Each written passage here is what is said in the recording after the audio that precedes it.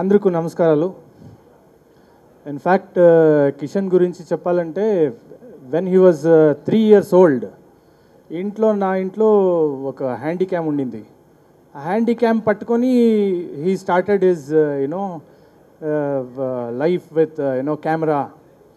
And ఒక 3.5 years వస్తే he was very chubby and very fair. ఈ అడ్వర్టైజ్మెంట్ చిల్డ్రన్ స్టోర్స్కి అడ్వర్టైజ్మెంట్కి మోడల్ అయ్యాడు. అవకాశం ఇచ్చిన కిషన్ గారికి, శ్రీకాంత్ గారికి తెలుసుకోవాలన్న ఆసక్తి ఉంటుంది.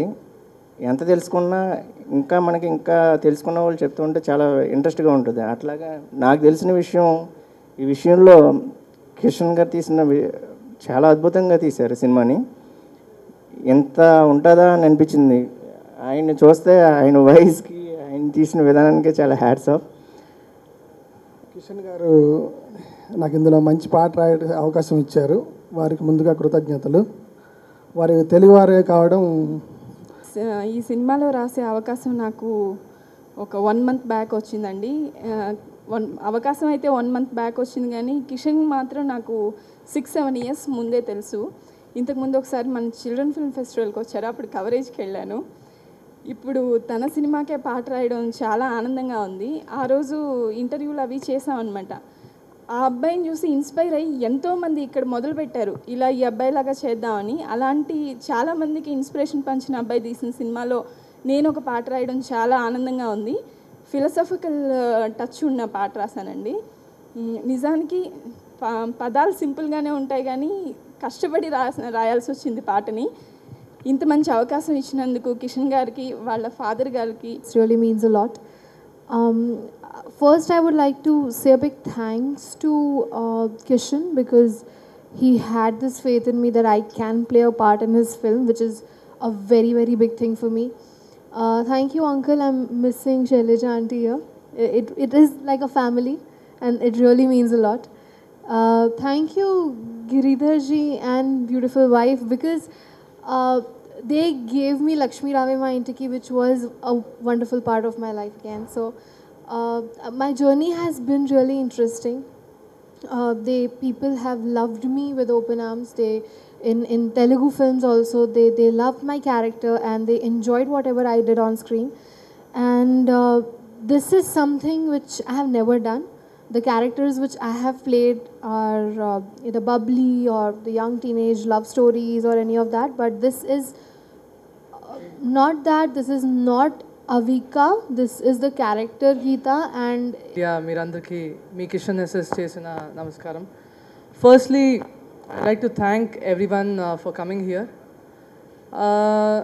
మాంజా డైరెక్ట్లీ ఈ ఫిల్మ్ గురించి చెప్పాలంటే, ఏమి మాంజా అంటే, ఈ ఫిల్మ్ వెనకాల ఏముంది, what is the back story, అథవా what is the movie about అని చెప్పాలంటే, ఆల్మోస్ట్ 2 years ముందు నేను ఒక ప్రోగ్రామ్కి had been to a programme. అందరూ చిన్న వయసులో children and teenagers, young boys and girls వీళ్ళందరూ ఉండేవాళ్ళు. అండ్ నన్ను అక్కడ ఇన్స్పైర్ చేసి వాళ్ళ దగ్గర మాట్లాడేదానికి, ఒక డే స్పెండ్ చేసేదానికి అక్కడ పిలిచినారు. బట్ వాళ్ళని స్పీచ్ ఇచ్చే తర్వాత వాళ్ళ జೊತೆలో మాట్లాడినప్పుడు నాకు తెలిసింది దట్ వాళ్ళందరూ మాలాగే స్కూల్ వెళ్ళే మాదిరి ఒక నార్మల్ చిల్డ్రన్స్ కాదు. అండ్ దేవర్ జువెనైల్ అఫెండర్స్, అంటే మేమేమి బాల నిందితులు అని పిలుస్తామో వాళ్ళు అని. అండ్ 15, 16, 17 yearsలో డబుల్ మర్డర్, డకాయితీ అండ్ ఘోర అపరాధాలని చేసిన వాళ్ళు. ఐ థింక్ ఆ రోజు వాళ్ళని ఇన్స్పైర్ చేసినప్పుడు నేనే ఇన్స్పైర్ అయ్యాను to know about them and to learn about them. I think ఈ మూవీ బ్యాక్ స్టోరీ అంటే అక్కడి నుంచి షురూ అయ్యే ఒక పయనం, ఒక జర్నీ అని చెప్పొచ్చు. And it is a very very emotional movie. అంటే జువెనైల్ అఫెండర్స్ ఇలాంటి ఒక సినిమా మేము చెప్పాలంటే ఇండియన్ హిస్టరీలో ఇదివరకు రాలేదు. అంటే జువెనైల్ అఫెండర్స్ని ఈ సమాజ, ఈ వాతావరణ, ఈ పబ్లిక్ ఏ రీతి చూస్తారో, అథవా మేబీ లా ఎన్ఫోర్స్మెంట్ ఏ రీతి చూస్తుంది, or police force maybe, and I think the whole premise of the movie is a point of view cinema.